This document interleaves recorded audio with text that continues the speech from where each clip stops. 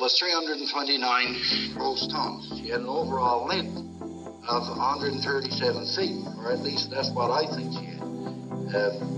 I didn't have any records that I could refer to find that out. She was the largest of the two vessels in our brochure, and she was built one of 10 sister ships back in 1940 for the government of Newfoundland.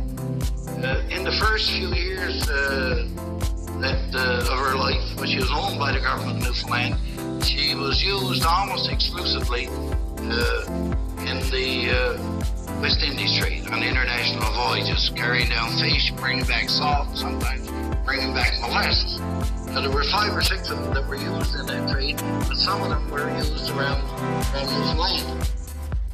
But anyway, in 1950, I believe it was, around that time, shortly after the Confederation, she was bought by Dan Frampton Limited here in St. John's, and they used her primarily in the coasting trade.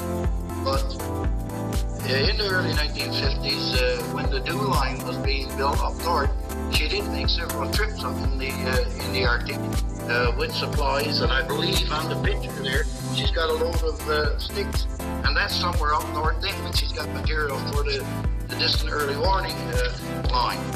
But anyway, the coasting trade, like lots of other things in Newfoundland, started to decline in the 60s, and in 1969, Frampton's sold the Glenwood to owners down in New Brunswick, and she was sold to be an earring smacker. In other words, she followed the earring seiners out in the Bay of Fundy. When they hauled their seines, if they had earring, they pumped her full, and she brought it back into the reduction plant. But earring, I don't know if she was deliberately beached, but anyway, she ended up on a beach, and she's still resting on a beach, a derelict on Campobello Island. The Glenwood